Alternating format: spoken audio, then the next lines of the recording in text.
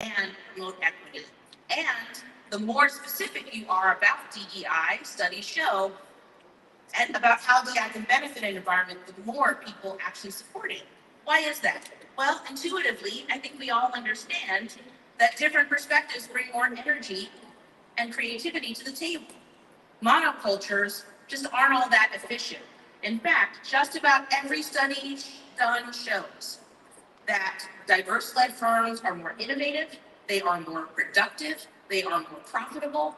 When they exit at higher multiples, and they are more capital efficient, often because they have to be.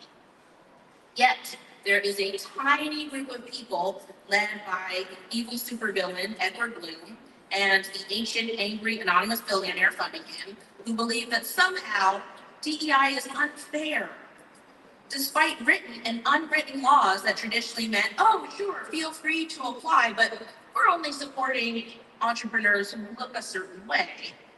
Bloom would have us believe that somehow DEI is very cruelly unfair to mediocre white men across America. It's very sad. Who will speak up for the mediocre white men of America? Did you know that Black women in America are launching small businesses at the highest rate of any demographic, including white men, and yet receive statistically zero venture funding still? Now, that map don't map, y'all. Okay, that is some 19th century, bullcrap in my opinion. Also, did you know that less than 4% of venture capital in general is invested in women-founded companies, even though women buy 75 to 85% of everything? It's true. Look it up. You don't have to believe me. Look it up on the internet. Did you know that a recent study done by Askia, a long-time venture fund focused on female founders, crunched the numbers, and they found that it took them, on average, 7 introductions to funders to get a white female-founded startup funded. It took them 50, almost 10 times as many introductions to investors to get a similar Black female-founded startup funded. Okay, now, if you ask me, that's not Adam Smith's invisible hand, is it? That's one hand tied behind your back. Again, look it up, Adam Smith, invisible hand, it's on the internet. During this keynote, we are going to dive deeper into the bitter backlash preventing progress forward that can revolutionize our economy for everyone, including mediocre white men, and spur unprecedented growth. Now is the time to ensure that DEI does not endure the same hysteria as the non-controversies of critical race theory and trans women in sports. These are actually not problems, as it turns out. Edward Bloom, Donald Trump, and the MAGAs want to stop exciting new candidates, like my friend Rose Penelope Yee. She is a first-generation Filipina immigrant running against an ultra-MAGA candidate named Doug LaMarfa in California's 1st District. Important to making sure we take back the House. How MAGA is Mr. LaMarfa? Doug is one of only 14 congresspeople to vote against making Juneteenth a holiday. Because who cares about freedom, justice, equality for all, not just some. So, do you like freedom? Yeah. How do you feel about democracy, legislatures that actually look like and represent increasingly diverse American communities around the country? Are you into equality and inclusion? Yeah, I am. Good. And you are in the right place. And I want to get this party started. So I'd love to introduce Jeff Garner. Jeff Garner is a Baltimore resident, U.S. military veteran, and leader of Unite Here Local 7, who has worked in this hotel, the Baltimore Hilton, as a bellman for more than 15 years. Unite Here Local 7 members working here at the Convention Center, Hampton Yards, and Raven Stadiums, and local hotels welcome millions of guests just like us to Baltimore every year. Their hospitality is the beating heart of Baltimore, my hometown, to improve, bring tourist dollars home to Baltimore's neighborhoods. This summer, Jeff and his co-workers at the Hilton and Hyatt joined thousands of hotel workers across America who are bargaining together to make sure hotel companies like the Hilton respect their work. So please give it up for Jess Barber, representing the Great Unite Here, Local 7. Thank you.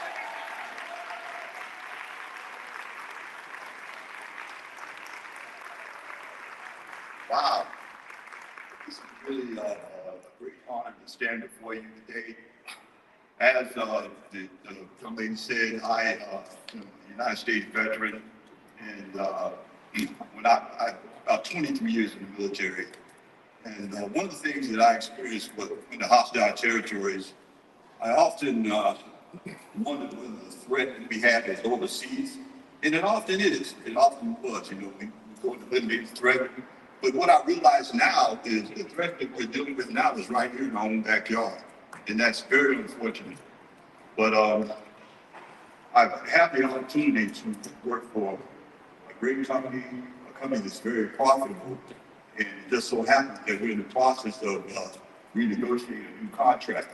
And as I talk about renegotiating, there's over 40,000 associates that across the United States and Canada whose contracts are in the process of being renegotiated. That's a lot of firepower right there.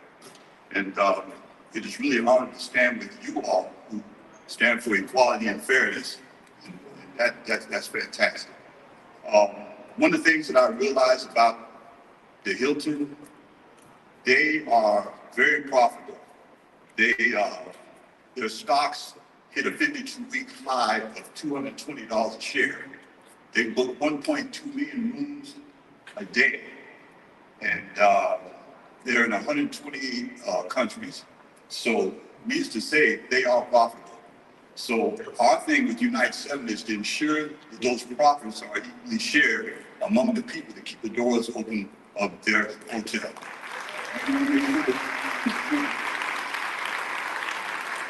So, that's where the fight is, and we want to make sure that the environment is a safe environment to work, and people are getting paid fairly.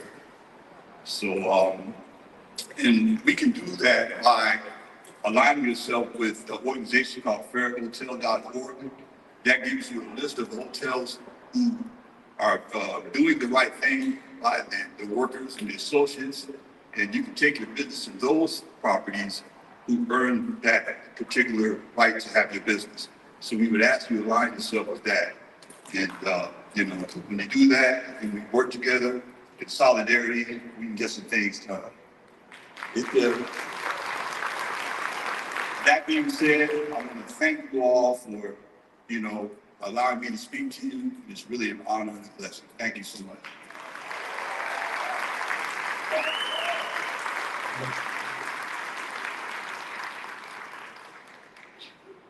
Welcome to the Freedom to Learn National Day of Action. Gratitude for gathering in the Bronx. Advocating for the freedom to learn, letting our elected officials know that we will not stand by idly as our democracy is under attack. I focus on racial justice and threats to democracy in the United States. We've been seeing examples in other countries for years of what it looks like when democracy is under threat. It starts with book bannings, it starts with censorship. When we look at history, we know that this is just the beginning. It's a gateway into a much darker future. It's no accident that the states that are actively suppressing our freedom to learn are the very same ones who continue to lead and undermine the freedom to live for people of color. Are you committed to fighting in New York and all around during this Freedom Summer, demanding that the rights that our foremothers and fathers fought, bled, and died to ensure that we have will come back to our communities? Are you prepared to fight during Freedom Summer? I'm the first person in the history of New York City Public Schools to be elected to the New York City School Board by parents. I love reading. When I was a little boy in the first grade learning to read, I remember asking my grandmother for help. She said, "Son, I can't help you because I don't know how to read." She said, when I was a little girl, I could be hung from a tree until I was dead for knowing how to read. I learned how to read to make her proud of me. The more I read, the more I learned about the world that I lived in. Books teach us about the good and not so good parts of the human experience. And they ensure that our stories continue to live well after we're gone. I think knowledge is power, and how you gain the knowledge is by reading. Because while you have people in power who are trying to erase what our ancestors have put in books for us to remember, it is imperative that we pass it on. The one thing my grandmother used to say to me as a young girl, once you get it in here, can't nobody take it from you. We brave the belly of the beast. We've learned that quiet isn't always peace, and the norms and notion of what justice isn't always justice. We are demanding a return of diversity, equity, and inclusion. We are demanding a return of affirmative action. We are demanding a return of all of those books that have been removed from libraries all over this country. Being only 16, coming from a single-parent household, having a father who dropped out of middle school and a grandfather who was illiterate, for me, the right to learn was the right to life. Every step forward in our democratic journey has been paved by the struggles of Black and Brown people, and any attempt to reverse these gains threatens us all. I own the only Black woman-owned coffee cafe in Harlem. We are currently fighting to maintain our tenancy, to continue to have residents of the community come in and have book club meetings, have the community just get to learn and get to know one another. If we fail to confront these challenges head on, the erosion of our democracy will only continue. That's why we're issuing a call to action for Freedom Summer 2024. We are the majority, and we reject the book bans and attacks on our democracy sweeping the nation. Treat this National Day of Action on May 3rd as a kickoff to Freedom Summer 2024. Nothing is too small and insignificant. It could be a virtual book club. It could be a book tribe. And if you want other ideas, you can go to freedomtolearn.net. This is Freedom Summer. Don't just talk about it, but this is the summer to be about it.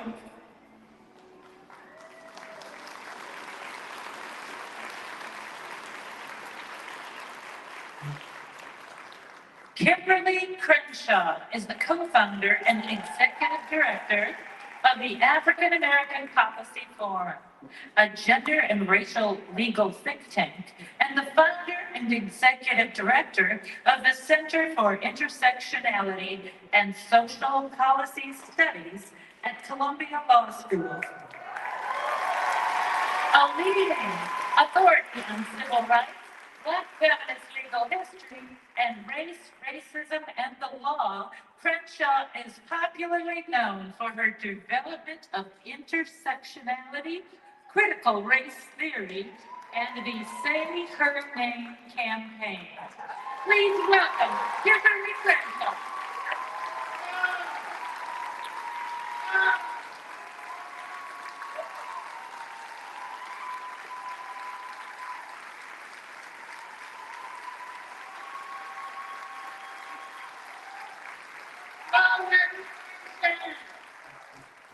So, are we ready to be about it today? So, this is indeed the summer to be about it. And it all starts with this timely and urgent conversation. Next, they came with DEI.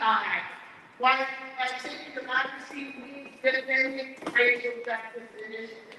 Now, the conversation we're about to have builds on last year's conversation, which was titled, First They Came for CRT.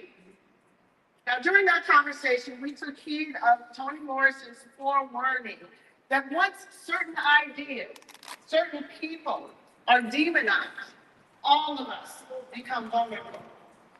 And we've all witnessed this happen. We've seen the assault on CRT. We've seen the assault on wokeism. We've seen the assault on racial justice. We all saw the backlash against the mobilization, the largest mobilization in history against the murder of George Floyd. What is less visible and the subject of this panel is that this attack was just the first in a series of attacks on racial justice and on democracy writ large. So today, more people than ever are worried about the state of our democracy, and we should be. But what we cannot do is address this crisis without addressing our Achilles heel, and that is the racial predicate that continues to deliver dividends to plutocrats who have recognized racial resentment, fears of replacement, and white nationalism to recruit people of all races into their authoritarian agendas.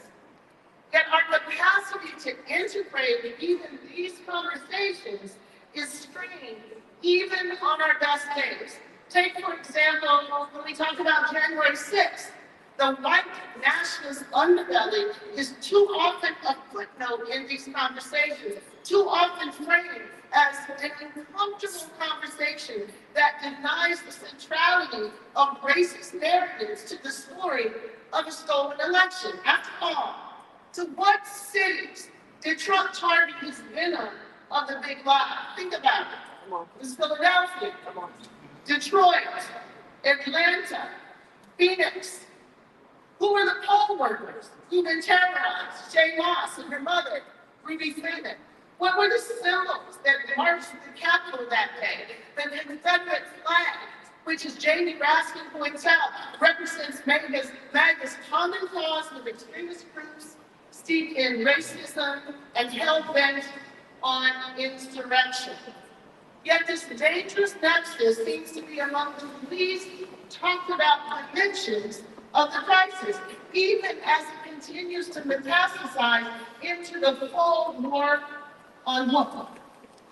So what we have to grapple with, and what this conversation will be about, is how this faction has garnered state power to legislate against the histories and the ideas that reveal the truths about our nation's troubled relationship to multiracial democracy. This is now done by banning so-called divisive concepts, censoring books with 47% of them written by people of color or LGBTQ authors, eliminating entire fields of study, attacking hard-won knowledge, reversing decades of equity-focused practices, and recently articulated commitments. And now, the next stage, turning DEI into a racial epidemic. And while we're here in Baltimore, it would be remiss for me not to mention the ways in which DEI was used to scapegoat diversity, equity, and inclusion to their responsibility for the tragic bridge collapse earlier this year. We'll talk about that in a few minutes. So the right sees this moment as a once-in-a-lifetime opportunity to eliminate things that they've been targeting for so long. They stand to federalize the Confederate cause, not for a presidential term, but for a century. So I know you've heard about Project 2025, which calls for the elimination of key protections against discrimination, the ending of racial data collection by the government, making it impossible to see racial disparity so it can't be corrected. And Congress has already taken the first step, eliminating its own diversity, equity, and inclusion office. Corporate promises that were made in 2020 have dried up as many have chosen to comply with the dictates of this minority faction. So what we want to talk about here now is the conditions of this ugliness. Why have we been unable to muster an aggressive, powerful coalition to defend against it? And let me be honest with you. The right is playing a very old play, the your rights violate my rights counterplay. It underwrote the end of Reconstruction. It underwrote the resistance to Brown. It was the response to the Obama administration, and now is the response to that very brief moment of racial reckoning. Sometimes, and again, I'll be honest, American democracy feels like Halloween, the movie. You think that you've defeated it at the end of one episode, and it comes back again and again and again. I'm saying the more the real horror comes from another horror film, where it seems as though the call might be coming from inside the house. So, to help explore all of this, I'm delighted to be in conversation with some of the most dynamic figures on the scene today. Keith Ellison is the 30th Attorney General of Minnesota. He formerly served in Congress and was the deputy chair of the Democratic National Committee, and of course, we all know he was responsible for convicting the Derrick Jones.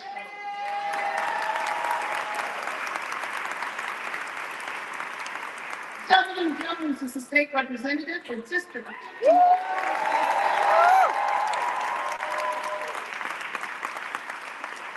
Not only the second youngest member serving at the Tennessee State House of Representatives, but one who's been creating some good trouble since his election in 2022. We'll hear more about his good trouble in a moment. And lastly, Tim Wise, the senior fellow at the African American Policy Forum and one of the top writers and educators in this country. Please join me in welcoming a wonderful panel.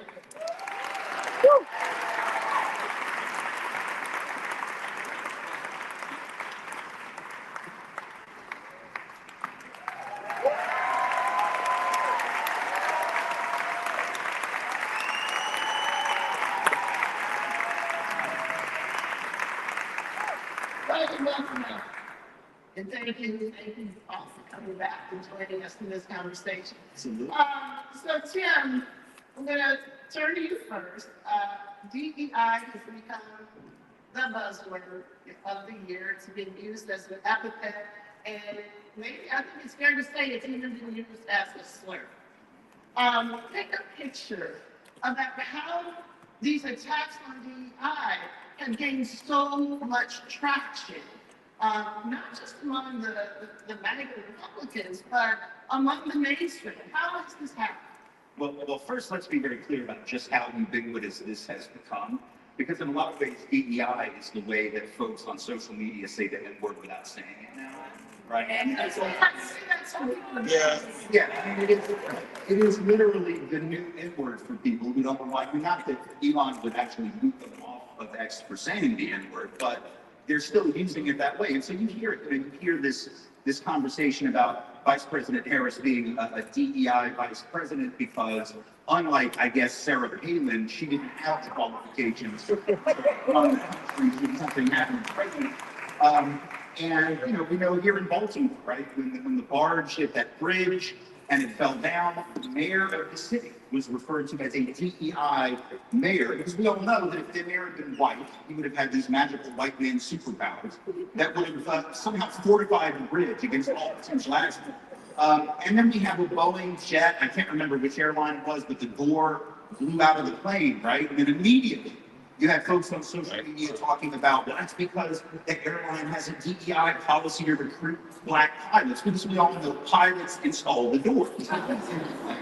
So this was all just a way of saying these efforts are about lowering merit, lowering quality, and Elon Musk is why, in a lot of ways, this has become so popularized. He's the wealthiest man on the planet. He has a huge reach on the platform that he owns, and for weeks after that, he was saying DEI equals DIE. That's just clever.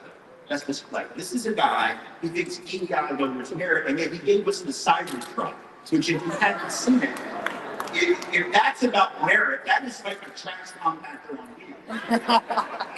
and that's what he thinks merit is. This is, I mean, at least I will say this about Elon, and we should at least acknowledge. This is apparently the one unqualified African American we can find in the state. And it suggests that we really do need to rethink our immigration policies, because South Africa is not sending their best.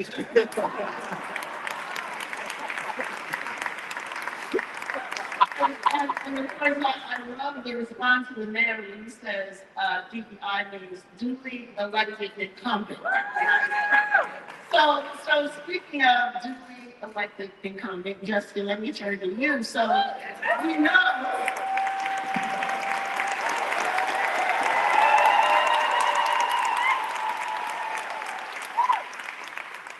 So we know that what we're seeing now on the national stage is just a reflection of what's been happening locally, and particularly what's been happening in Tennessee, which you have called and we have elevated that Tennessee is the tip of the spear. So paint a picture for us about what is happening in Tennessee that we are seeing a reflection of on the national stage. Definitely. Well, first of all, a lot of people know about what happens because of the Tennessee Three. But our story really starts in 1873 when the first black lawmaker was sworn into the Tennessee House of Representatives. It goes to 1887 when the last black lawmakers would serve until the 1960s. It goes to 1866 when the KKK was founded in our state. It goes to 1960 when students like Diane Nash and John Lewis and Bernard Lafayette and C.T. Vivian sat down as a way to rise up against Jim Crow inequality. It goes to 1970 when members of the General Assembly put a KKK statue in our state capitol. In 1978, a statue of the first KKK Grand Wizard in our state capitol.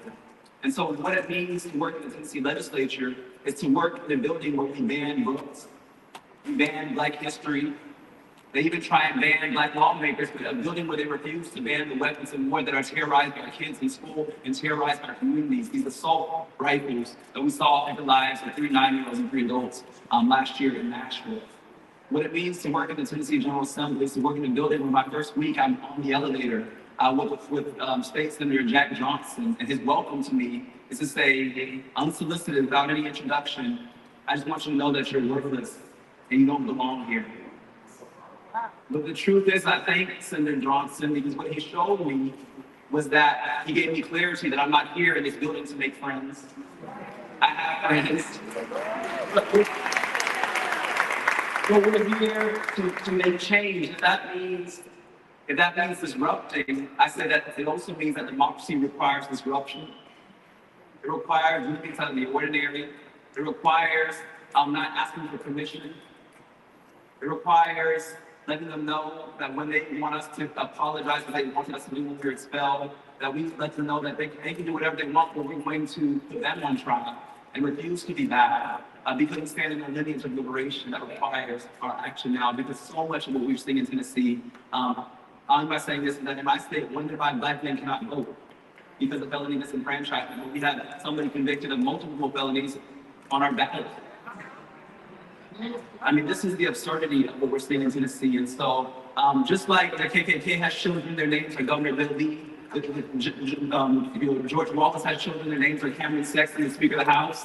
Their names are William Lambert, their names are Marsha Blackburn. We also are the children of Diane Nash. That's right. Lewis, That's right. That's right. We here. We here. So, Attorney General Ellison, turning to you, want you to add to the picture that we're painting. What are some of the snapshots? What are some of the notable cases, some of the notable developments that are emblematic of the assault on racial justice and its relationship to the deterioration of our democracy? Well, thanks for asking, and Netroots Nation, love you guys. Thank you, guys. So I think one of the most important things to keep in mind now is that where we are is not where they want to take us. This thing has an arc, it's headed somewhere, and we really need to counter their move. So we know in 2013, Shelby County, what county is that? Tennessee, right? Yeah. Yeah, and so we know that, the Voting Rights Act severely gutted. Then we have Citizens United. Then we have the affirmative action cases just recently. We have the Dobbs decision. Together with that, we have 17 attorneys general Republicans sending a letter to the top 100 corporations that if you have a DEI program, we might just sue you. We have ESG, energy, sustainability, and governance programs being attacked. even in the corporate community. We have the Disneyfication of corporate America. Now, many of us in this room want to control corporate power as we should. But don't be blind to the fact that these people, what corporate America is doing is not racist enough for them. And so where is this headed? I think it is reasonable, rational to know that they're trying to resegregate our country the way it was before the 1964 Civil Rights Act. It won't be exactly how it was, but it could be very, very similar.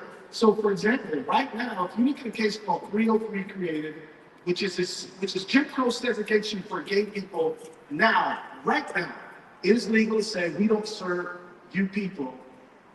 It's premised on like the First Amendment, freedom of expression, establishment clause. I can imagine a 2027 decision that says, if you don't want to serve Blacks, Asians, Latinos, or Jews, whoever, then you don't have to, because to do so would be in violation of your right to free expression.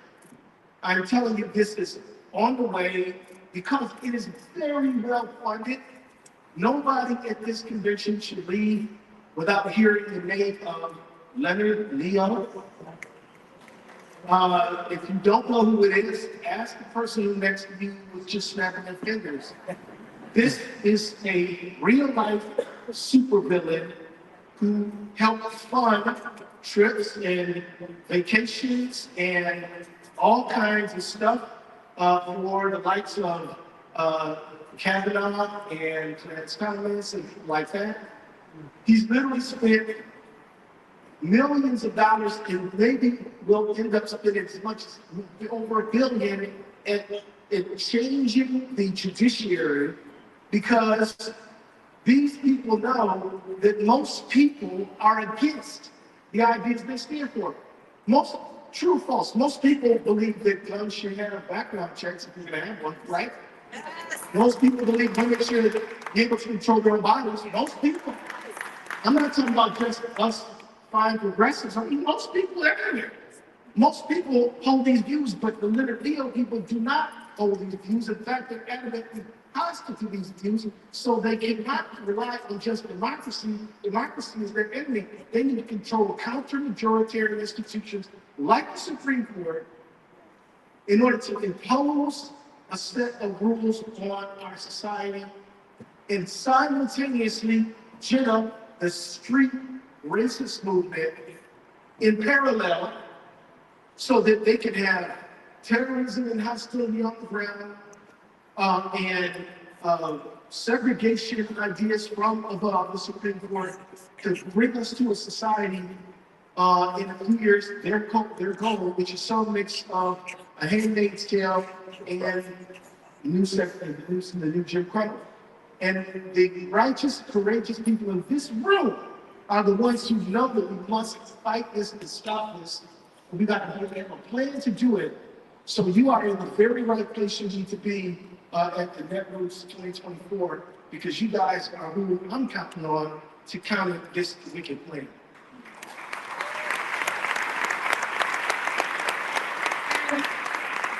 So people on there, so you've laid out how this rollback of anti-discrimination law has been made possible through the takeover of the courts. You've rolled out how dark money has been used basically by Supreme Court justices. We've seen how the weakened commitment to a multiracial democracy is actually dismantling some of the primary laws that have been in place to ensure that we have a multiracial democracy. And yet, the response to the problem has been tepid. And yet we hear it doesn't hold well. Yet we hear, let's pivot away rather than stand and fight. What is this telling us about where the crisis is right now? Well, one thing it's telling us for sure is the mainstream media is actually a corporate entity that is falling in line with this document. So if you are relying on the inspiration from MSNBC or CNN, you are looking in the wrong place. It means that the narrative and the story that we follow is the one where inclusion, diversity, and all of us can and have opportunity is the right story. And we have to take responsibility for moving that story forward with the means of communication we have together. We have to say that the story, that as they push racism, we have to push solidarity. We have to say that as they push division and try to get the people who are born here to be suspicious of the people who just came, to get men suspicious of women, to get straight people suspicious of LGBTQ people. As they are pushing this narrative, we've got to self-generate our own narrative about solidarity and inclusion and how our society is better off with us together. The fact is that they're aggressively doing this. As a matter of fact, I mean, if you look at the way that CRT and the 1619 Project have just been attacked, and that the mainstream media has told us with this, you know that the forces that are trying to trick us into believing that division is best are at work in the corporate structure of corporate America as well. They are there, and they know, and these 17 AGs who sent this letter to these top Fortune 100 companies, they know that their commitment to inclusive America was never that deep, always somewhat tepid, and it doesn't take that much to intimidate them into just giving it up. This is why 23 of us Democratic attorneys general sent a letter back saying that you must ban this program, and that we will defend you if these bullies try to attack you. We've got to we have to create institutions to defend ESG. We have to create these institutions ourselves. There's nobody else who's going to get up. But the good news is that the creativity, the energy, the artistry, and the technology for all of this is well within this room. It's right here. But I'll just close by saying this again. You have really led the way for us. You laid out a blueprint with CRT. Well, thank you for that. And I just want to say that everybody in this room, or everybody touching anyone in this room, we need a massive wave of racial solidarity, human solidarity on all fronts to counter this wave. They are taking us in a certain direction, and trust me, you don't want to land where they're trying to take you. It will be a nightmarish country for literally everyone unless you're Elon Musk. I'll start by saying the number one group whose mortality numbers are getting much worse are white, non-college men over 50. So racism really hurts everyone. Certainly don't hurt people of color, but it doesn't really do most people very much good at all.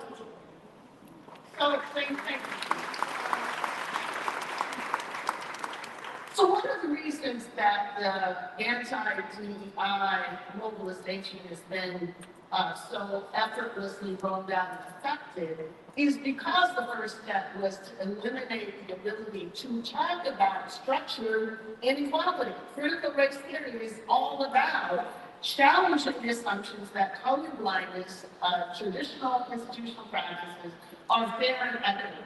You take out CRT, and all you have is being counted. All you have is, oh, we're just giving you a leg up because of the color of your skin rather than the historical way in which you've been situated. So these two are hand in hand.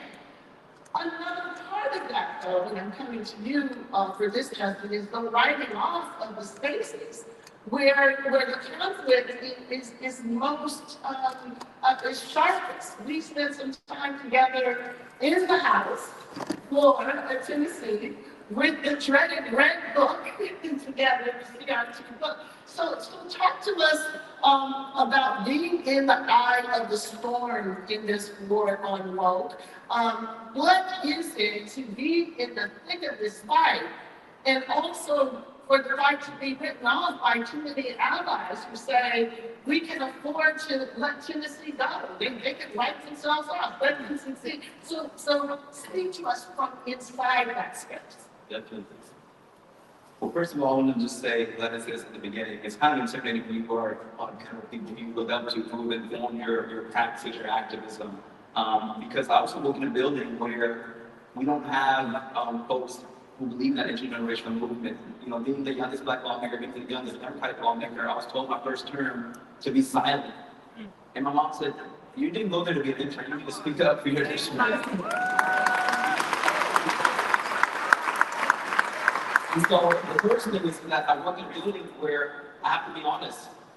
Too many of my Democratic colleagues have fallen into the politics of accommodationism and gradualism and silence, that's complicity. And that's why when you saw us get expelled, we have 24 members of our caucus, but only 3 of us went to the well to fight for those kids, to fight for those students in the gallery. We cannot bow down, you know, when you go into, particularly in a state like Tennessee, you're told that you are in the right-wing party. And I said, you know, I like the term they use in England better. You know, we are the opposition party. We are here to oppose you for every form of proposal. To create roadblocks, speed bumps wherever we can, to hold up signs in your community room. We have to pass new house rules. They passed how many house rules? They keep changing the house rules. I don't know if the house rules are anymore because of this picture. They passed a rule that can't hold paper signs in committee anymore. Because they wouldn't call on me, so I held a sign to let the voice of what you're saying be heard. And so it requires doing things to say that your rules are being weaponized as a tool of white supremacy to silence dissent, even though Article 2, Section 27 of the state constitution, Tennessee, says that every lawmaker has a right to dissent from and protest against legislation that they find injurious to the people and to have their protests marked in the journal of the House. I took that seriously when I read that constitution, when I took that oath. And so that is what we're doing. So to work in the midst of the storm means to be unapologetic and to also say to people across this nation that the South is worth fighting for.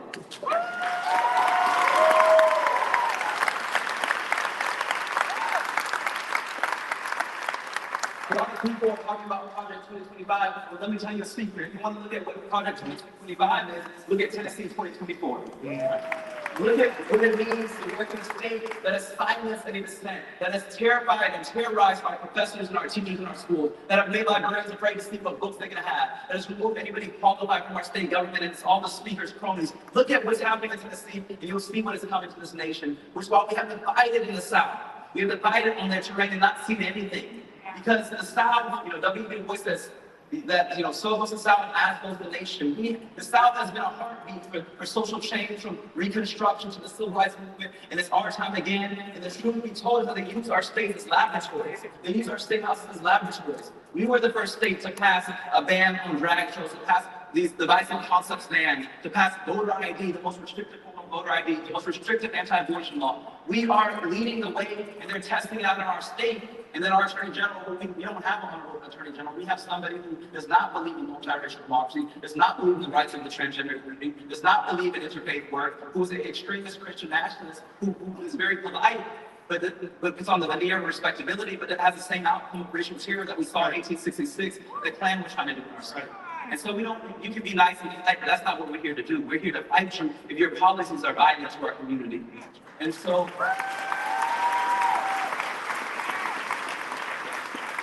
I'm not saying this, that we need solidarity in the South. Sometimes I go on social media and people say, well, we should just let the South leave. And do you not know that the majority of Black people in this nation live in the South? Do you not know that the South is also our home too? Do you not know that they're repressing us so hard in the South because there's so much revolution to quell in the South? Because when we come together as a multiracial community, we will reclaim these state houses. Do you know they have to cheat their way into power? So they use felony disenfranchisement and gerrymandering and voter suppression because they cannot live in the South? Don't give up on our show and fight for us and invest in the South.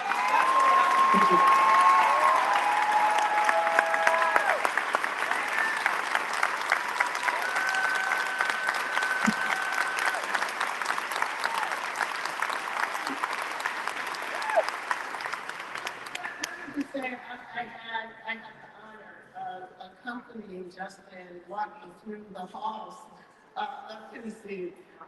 And we looked at iconography along all of the halls, right? All of these symbols of white Christian nationalism, all of those things that remain part of the heritage that have to always be there. But this is the same legislature that wants to erase the heritage of struggle that you talked about. It wants to erase the heritage of Reconstruction, that wants to elevate redemption and suppress the struggle for a true multiracial democracy. So when you sit in that contradiction and you contemplate the fact that some of these same people who wanted to erase racial justice under divisive concepts laws had nothing to say about what happened this week in Nashville. Can you just say a little bit about why we need to sit with that contradiction and blow it up?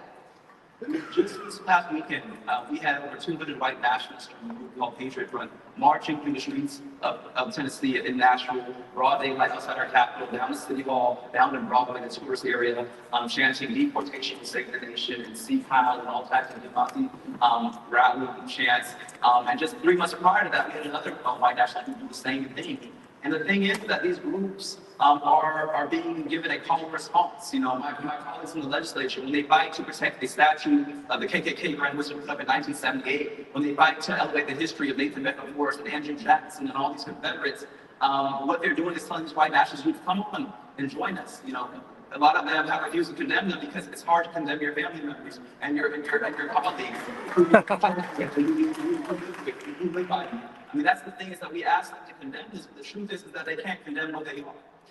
That this is really the truth of what they are bringing in our state, because what we used to have is when we had this KKK statue, we fought to remove it because we said, how can we fight against these policies of white supremacy that are more sophisticated and subtle? We cannot remove this overt symbol of white supremacy that we have to walk by when we walk into the House chamber, that Black children have to pass on their way to the Capitol. As one elder told me in Tennessee, a freedom rider, he said, you know, they took down the white color signs, but they put this up as a symbol to remind us that we're still not welcome in this building.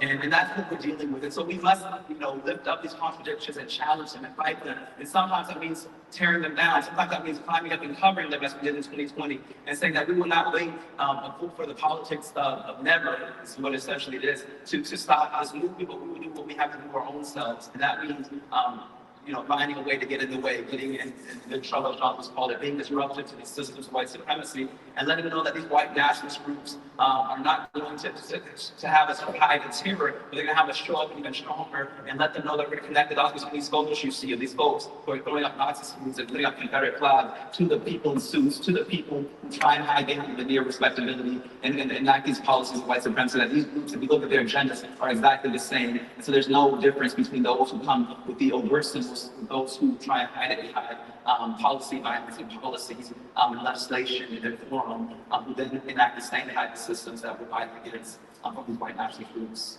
We had a great conversation about this. For those who want to hear it, check out the latest episode of Intersectionality Matters. People won't know that we were talking at midnight after we visited Uncle Nearest, but it was a great conversation. And so one of the things about that conversation was we were talking about the conditions of possibility. What actually has been in play that allows this contradiction not only to gain the power of state law, but potentially to be federalized at the federal level. So these bans on so-called divisive concepts, the censorship, the effort to revise Title 7 to prohibit the collection of racial data, this stuff is going down without much of a fight, Tim. So what is it that we need to understand that is that part of the call might be coming from inside the house? Well, I think the part that's important is, and Justin alludes to this, that there is nothing that reactionary neo-Confederates or the old school Confederates or racists in history have accomplished without the accommodation of our so-called allies. Those people who swear they are about something but are about nothing, right? And so if you look at the whole history of this country, right, every time in history you hear the term compromise, right, whether it's the 3/5 compromise, whether it's the Missouri compromise, whether it is, you just go down the list of all the compromise of 1877. Every single time you hear the word compromise, guess whose interests are being compromised? Black folk, folks of color, in the interest of white power. And so the idea that we can somehow finesse our way around the racial justice conversation ignores the fact that we've seen this movie before. Everything that they are doing is out of the redemption playbook that destroyed Reconstruction. So we talk about rewriting history. That's what the lost cause narrative did. We talk about setting up statues of Confederate generals. Those were not set up in the immediate aftermath of the war. They were set up in the last couple of years in the 1800s and the first decade of the 1900s by people who wanted to whitewash, pun very much intended, the history of what they had been fighting for. Because during the war, they had no compunction. They said, we are fighting to maintain white supremacy and the enslavement of black people. And 30 years later, they're like, that doesn't sound so good. Let's change our narrative. But that's the same thing that's happening now. You have the state of Virginia, for instance, that just announced that they are recommending that in African-American history classes, they're taking out the words white supremacy entirely. They're replacing the word racism with discriminatory treatment, a much more passive kind of formulation. And the most important thing of all, everywhere they talk about actual victimization, they remove the word white from the description of the perpetrators, right? So in other words, we can't talk about who was doing the lynching, who was doing the enslaving, who was doing the segregating, whose power was being maintained. It's like we have victims and no perpetrators. These are people who want to weaponize colorblindness, but they're not colorblind at all. They see color. Color moves into their neighborhood, they sure as shit see it. Color comes into the bank to get a loan, they see it. Color goes to their children's school, they see it. Color comes into their corporate C-suites, they see it. What they don't see is the color of their own skin. They don't see whiteness, and they don't see the way that whiteness is operating. And so we have to decide that we are going to foreground racial justice and all of those things, because the way that I'm talking about nice white liberal folks now. You know, I've been white a long time. I've been 55 years in this skin, and I come from the South, and just like Justin was saying, we hear these things, oh, let them go, let them secede. And a lot of the nice white liberals from the North and the East and the West Coast think that shit is clever. It is not clever. It is a capitulation to racial injustice. You need to be prepared to do an Anne Brady, Southerner. You need to be prepared to do a Bob Zellner, Southerner. You need to be prepared to do a Joe Trumbauer Mohammed, Southerner. In other words, we have a history of white anti-racist solidarity. I'm going to be honest with you, and we hadn't talked about me saying this, but Justin got me fired up, so let me do what I have to do.